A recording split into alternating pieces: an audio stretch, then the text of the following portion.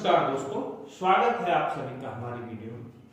आज हम चर्चा करेंगे संयुक्त फलनों के अगले गुणधर्म की। दो गुणधर्म हम पढ़ चुके हैं, पहला क्रमविन्वयता, दूसरा साचर।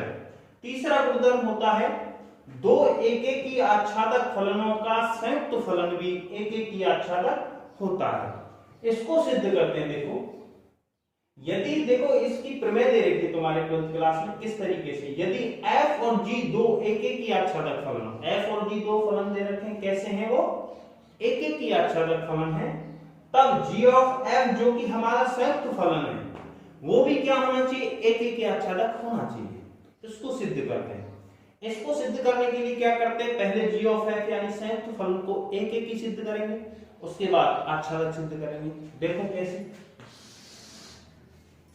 तरीका वही है जो आज तक हम करते आए हैं। सॉल्यूशन देखो, माना सबसे पहले देखो हमारा फलन f मान लेते हैं हम, कहां से कहां, a से b में ले लेते हैं, तथा फलन g ले लेते हैं हम b से c में। a b c की जगह कुछ भी हो सकते हैं, बस परिभाषित होना चाहिए संबंध। देखो संयुक्त फलन g ऑफ f ले लेते हैं, कहां से कहां विद्यमान होगा उसको देखते हैं। देखो तरीका वही है, पीछे वाले फलन का सहप्रांत, पीछे वाला फलन f है, f का सहप्रांत हमारा कितना है? b।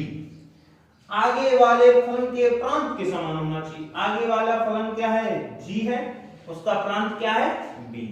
तो ये दोनों कॉमन है, अतः कहां से कहां विद्यमान होगा? g ऑफ f हमारा a से c में विद्यमान हो जाएगा, क्योंकि पीछे वाले से लेना शुरू करते हैं। f पीछे से मान रखेंगे, आगे वाले में से प्राप्त होगा हमें। तो कहां से कहां विद्यमान होगा? a से C में विद्यमान होगा। ठीक है, अब हम देख लेते हैं। सबसे पहले g ऑफ f को क्या निकाल लेते हैं? एकेकी सिद्ध कर लेते हैं।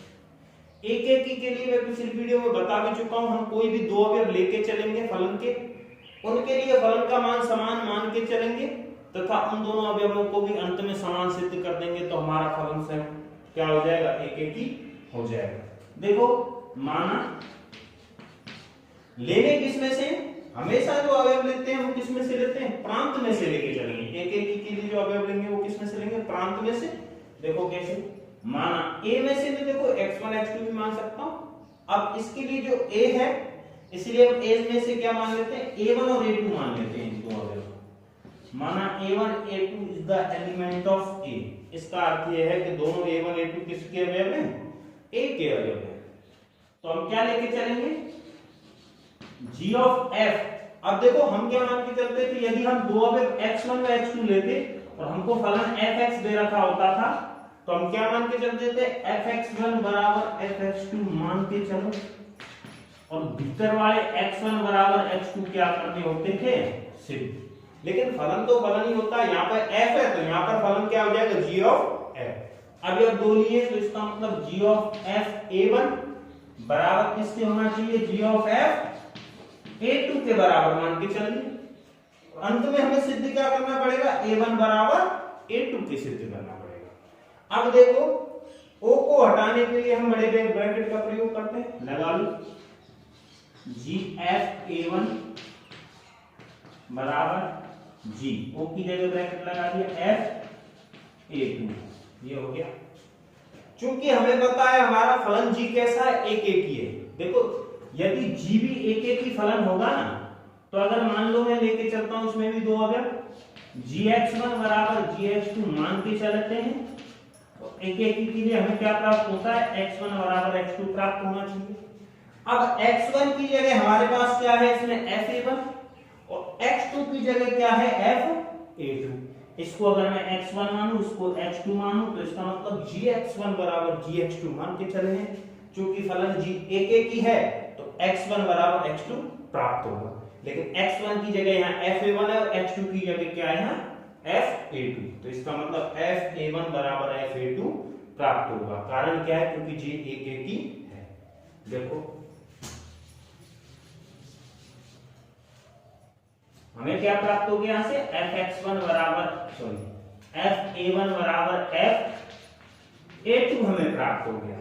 इसको x1 माना, इसको x2 मान लिया, तो gx1 बराबर gx2 दे रखा है, एकेकी है, अतः x1 बराबर x2 होगा। x1 के स्थान पर fa1, x2 के स्थान पर fa2। ब्रैकेट में लिख दो, चूंकि g कैसा है, एक ही है। ठीक है, अब देखो यहां पर चर्चा करते हैं, चूंकि fa1 बराबर fa2 है तथा fb क्या है हमारा, क्योंकि हमारा fb क्या है, एक ही है, और एक के लिए तुम लोग जानते हो f में भी fx1 बराबर fx2 मान के चलते हैं। तो एक ही होने के लिए हमारा क्या बराबर आता है, x1 बराबर x2। तो इसमें देखो, इसको अगर मैं x1 मान लूं a1 को, अब a1 को x1 मान लूं, a2 को x2 मानूं, तो fx1 बराबर fx2 दे रखा है, तो हमें एक ही है फलन, इसलिए x1 बराबर x2 प्राप्त होगा। इसका अर्थ यह है x1 की जगह a1 है और x2 की जगह a2 है, तो हमें क्या प्राप्त हो जाएगा, a1 बराबर a2। ठीक है, क्योंकि हम g ऑफ a1 बराबर g ऑफ a2 मान के चले और a1 बराबर a2 प्राप्त हो गया, फलनों के मान बराबर मान के चले और a1 बराबर a2 प्राप्त हो गया। जैसे यहां मान के चलते थे fx1 बराबर fx2 मान के चलो, x1 बराबर x2 प्राप्त होता है तो फलन एक ही होगा। तो यहाँ क्या प्राप्त हो गया, a1 g ऑफ a1 बराबर g ऑफ a2 माना और a1 बराबर a2 प्राप्त हो गया। अतः फलन संयुक्त तो फलन हमारा कैसा होगा, g ऑफ f एक ही होगा, हो गया एक ही। ठीक है, अब हम चर्चा कर लेते हैं हमारे आच्छादक की। आच्छादक के लिए तुम जानते हो दो चीजें होती हैं, तो सहप्रांत बराबर परसर होता है, दूसरा हमारा क्या होता है, सहप्रांत के प्रत्येक अवयव के लिए पूर्व प्रतिबिंब विद्यमान हो तो फलन एक आच्छादक होगा। तो उस चीज को अप्लाई करते हैं। देखो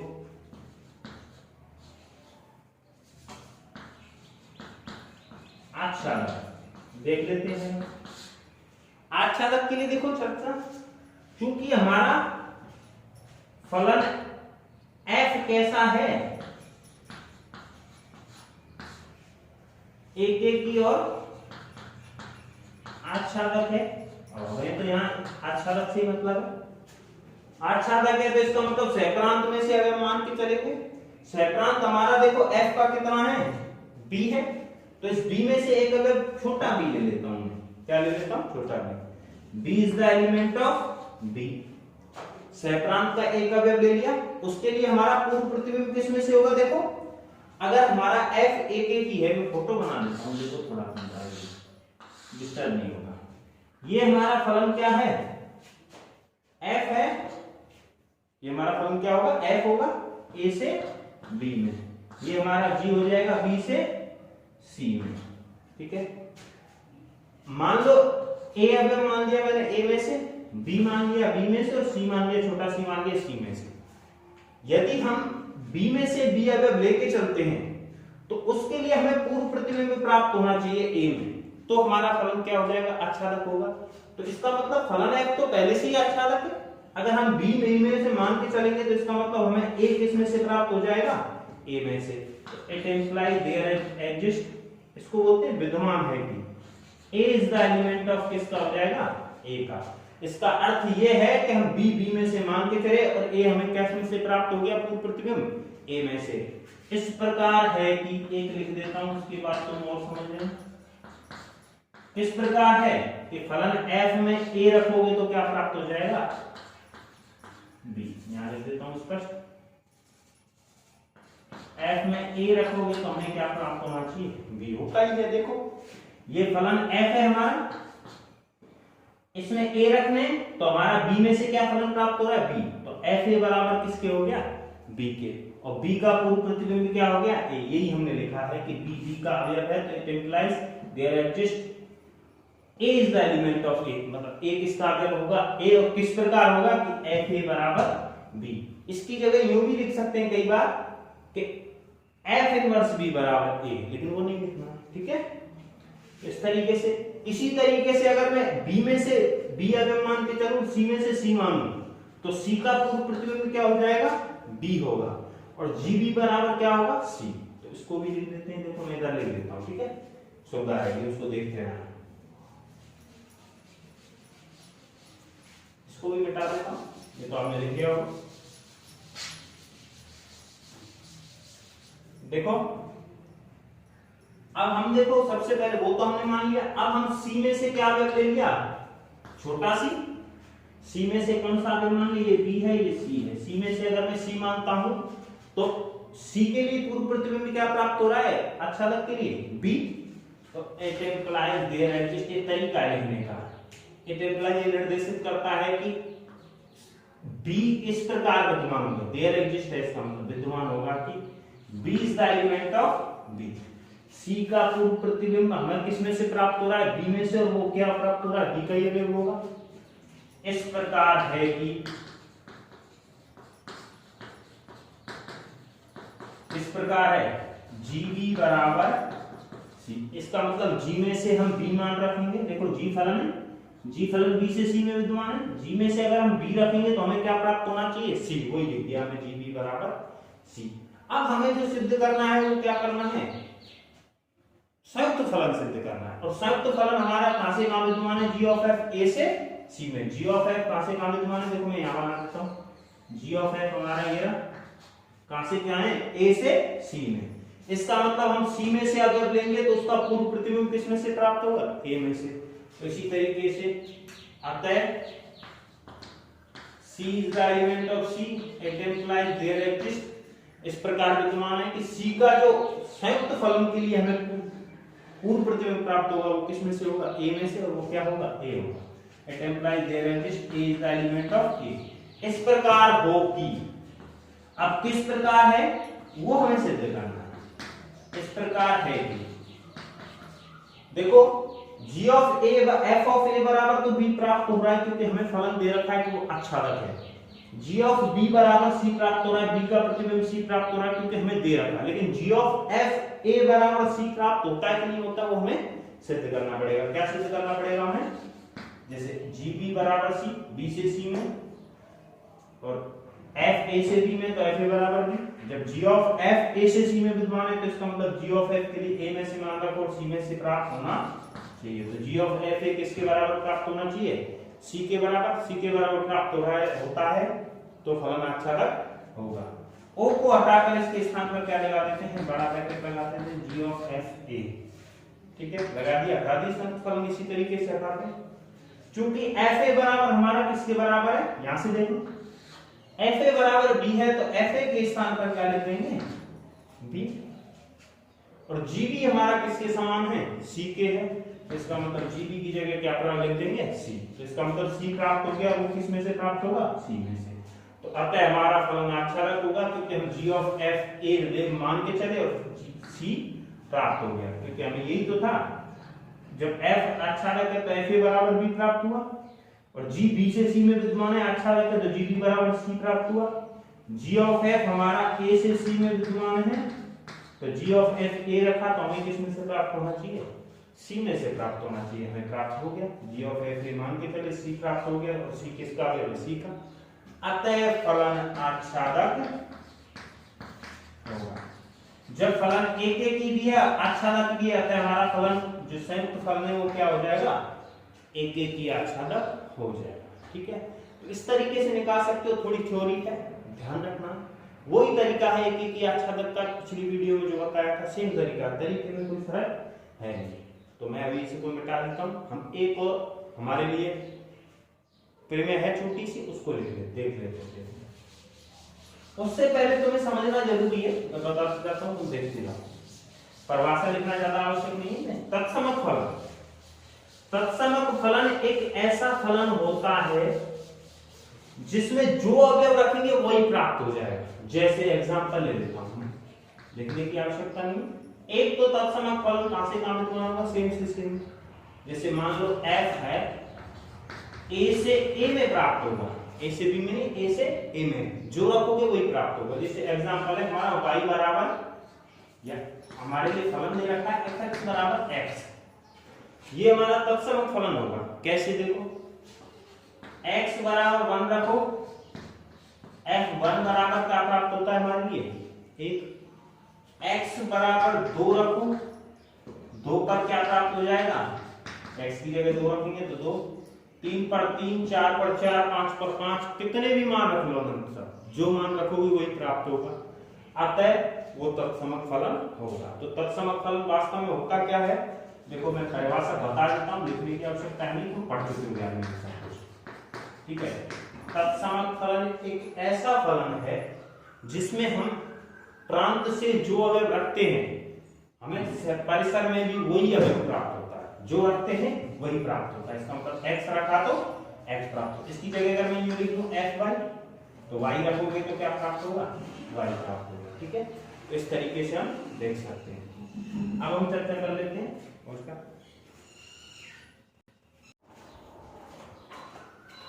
अभी हम चर्चा करेंगे अगली प्रमेय की हमारी।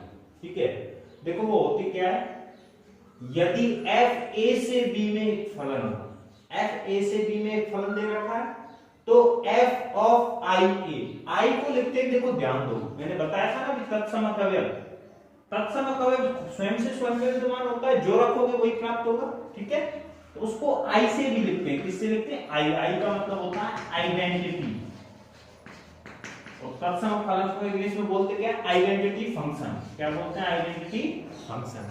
तो इसको i से भी लिख देते हैं। ठीक है, तो इसका मतलब ये i क्या है, हमारा तत्समक फलन, f ऑफ i a। अर्थात हमारी ये जो प्रमेय कहती है कि किसी भी फलन को अगर तत्समक फलन से संयुक्त किया जाए, तत्समक फलन के साथ संयुक्त किया जाए, तो जो फलन है वही प्राप्त होगा। जैसे f ऑफ i a तत्समक फलन के साथ संयुक्त फलन बना दिया, तो हमारा फलन f का क्या प्राप्त होगा, f ही प्राप्त होगा। इसी तरीके से ib ऑफ f, देखो ia और ib ये लगा रखे, इसका अर्थ ये है, ia का मतलब है जो हमारा ये तत्समक अवयव तो कहां से कहां विद्यमान होगा, a से a में, और ib का मतलब है ये जो तत्समक अवयव है हमारा कहां है, b से b में विद्यमान होगा, b दे रखा है तो b से b में। तो वही हमें देखना है तथा हमें सिद्ध करना है कि दोनों मान बराबर किसके प्राप्त होते हैं, f के। वही हम देख लेते हैं, देखो चर्चा कर लेते हैं इस बात पे। सबसे पहले देखो, चूंकि हमारा इसका वो देख लेते हैं, तो चूंकि हमें f दे रखा है a से b में, और ia तथा ib हमने उसने बोल रखा है समुच्चय a से समुच्चय b में परिभाषित तत्समक फलन, समुच्चय a व b में, a से b में नहीं, समुच्चय a व b में परिभाषित कैसे फलन है, तत्समक फलन। इसका मतलब ia तो होगा, मैंने बताया था a का मतलब है a से a में, और हमारा ib हो जाएगा कहां से कहां, b से b में। b ib कहां से होगा, तत्समक फलन, b लगा, इसका मतलब b से b, स्वयं से स्वयं में रहता। ठीक है, अब बात कर लेते हैं हम अगली, हमें ये सिद्ध करना है f ऑफ ia बराबर किसके प्राप्त होना चाहिए, f ऑफ ia बराबर हमें प्राप्त होना चाहिए, f के बराबर प्राप्त होना चाहिए। f ऑफ ia किसके बराबर प्राप्त होना चाहिए, f के बराबर प्राप्त होना चाहिए। तो देख लेते हैं, देखो f ऑफ ia हो गया। संयुक्त फलन के लिए मैंने बताया था सबसे पहले क्या लेके चलो, x लेके चलो साथ में, o को हटाने के लिए o के स्थान पर क्या लगाना होता है, बड़ा ब्रैकेट, संयुक्त फलन को हटाने के लिए f ऑफ ix, हमारा दूसरा फलन ia है, तत्समक फलन f ऑफ ix। अब एक बात बताओ, तत्समक फलन में जो मान रखोगे वही प्राप्त होगा। तत्समक फलन कहता क्या था, मैंने बताया था ना, fx बराबर x, f में x रखोगे तो x ही प्राप्त होगा। ठीक है, तो इसी तरीके से i और मैं बताया था f की जगह i भी लिख सकते हैं, i का मतलब भी तत्समक फलन ही होता है। ix बराबर किसके प्राप्त हो जाएगा, x के, तो ix बराबर किसके हो गया, x। तत्समक फलन में जो रखा x रखा, तो प्राप्त भी क्या होगा, x ही होगा। तो हमारे पास ये क्या प्राप्त हो गया, हमें f ऑफ ia बराबर fx प्राप्त हो गया। तो fx अगर x को हटा दूं तो इसका मतलब f ऑफ ia किसके बराबर प्राप्त हो गया, f के। एक तो हमारा सीधा सीधा सिद्ध हो गया, f ऑफ ia बराबर किसके प्राप्त हो गया, हमें f के। बड़ा आसान सा है। दूसरा हमें ib ऑफ f, दूसरा हम लिख लेते हैं ib ऑफ f, ये भी किसके प्राप्त होना चाहिए, बराबर f के।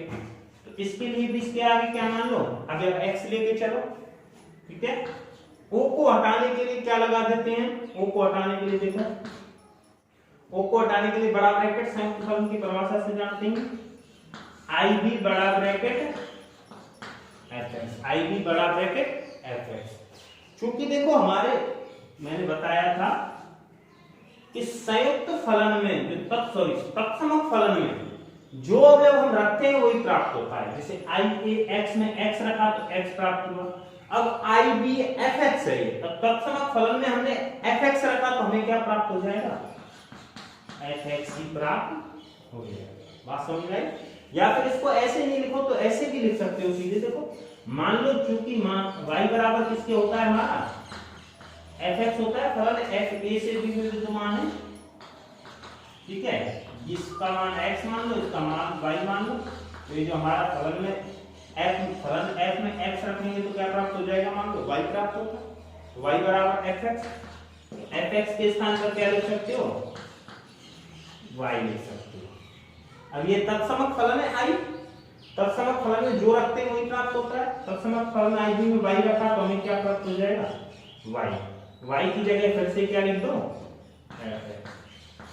तो हमें क्या प्राप्त हो गया, आई बी ऑफ एफ एक्स का मान एफ एक्स। इसका तात्पर्य यह है कि x को हटा दूं तो आई बी ऑफ एफ किसके बराबर प्राप्त हो गया, f के। तो यही तो हमें सिद्ध करने थे कि f ऑफ i के बराबर f होगा और आई बी ऑफ f बराबर f होगा। इसका महत्व समझो कहाँ उपयोग होगा, इसका उपयोग बड़ा है। उपयोग कैसे, किसी भी फलन को अगर तत्समक फलन से संयुक्त कर दिया जाए, जैसे ये फलन था, इसको तत्समक फलन i से संयुक्त किया तो जो फलन है फलन में कोई परिवर्तन नहीं होगा, जैसा फलन है वैसा ही रहेगा। तो आई बी ऑफ एफ ऑफ आई ये लिखा, फलन को इससे संयुक्त किया, फिर भी फलन f का मान क्या प्राप्त होगा, f का f ही रहेगा। इसी तरीके से आई बी ऑफ f का मान f ही रहेगा। अब ये आई बी और आई ए का चक्कर समझो कैसे। देखो संयुक्त फलन कब परिभाषित होता है, मैं पहले इसको देख लेता हूँ। पीछे वाले फलन का सहप्रांत आगे वाले फलन के प्रांत के बराबर होना चाहिए। तो पीछे वाला फलन आई ए है, आई ए कहां से कहां है, ए से ए में। पीछे वाले फलन का सहप्रांत आई ए का सहप्रांत ए हो गया। फलन एफ आगे वाले फलन का प्रांत आगे वाले फलन का प्रांत के कहां है, ए। तो इसका मतलब ए कॉमन है और ये कहां से कहां विद्यमान होगा, ए से बी में विद्यमान होगा। तो ये तो हमारा हो जाएगा ए से बी में विद्यमान। दिखाने देख सकते हो साहब। इसको देखो, इसको अगर मैं आई ए रखता हूं तो ये विद्यमान ही नहीं होगा, आई बी रखना पड़ेगा। देखो कैसे, पीछे वाले फलन का सहप्रांत, पीछे वाला फलन क्या है हमारा, एफ है, पीछे वाले फलन का सहप्रांत बी है, आगे वाले फलन के प्रांत के बराबर होना चाहिए। आगे वाले फलन का प्रांत क्या, ए। अगर मैं इसको ए रखता तो आगे वाले फलन, देखो इसको ए रखता, इसको ए रखता तो आगे वाले फलन के प्रांत के बराबर होता क्या, नहीं होता। क्योंकि देखो पीछे वाले फलन का सहप्रांत क्या है, बी, आगे वाले फलन का प्रांत आई ए से क्या हो जाता है, ए, तो कॉमन नहीं होता, इसलिए हमको इसको क्या रखना पड़ेगा, आई। तो ध्यान रखने वाली बात ये है कि संयुक्त फलन विद्यमान अवश्य होना चाहिए। भले तत्समक अवयव से अगर तुम संयुक्त कर रहे हो तो वो संयुक्त फलन विद्यमान होना चाहिए, तभी उसको संयुक्त कर सकते हो, तभी मान बराबर प्राप्त होगा। ऐसे नहीं है, इसकी जगह मैं दे देता आई ए ऑफ एफ बराबर एफ। तुम कहते सर ये तत्समक फलन से संयुक्त ही तो हो रहा है, तो f का f ही रहना चाहिए। रहना तो f ही चाहिए, लेकिन अभी ये विद्यमान ही नहीं होगा। जब संयुक्त फलन विद्यमान ही नहीं होगा तो हम कैसे लिख पाएंगे, ठीक है। तो इस तरीके से देख सकते हैं। आज के लिए इतना, अगला देखते हैं नेक्स्ट वीडियो में। धन्यवाद।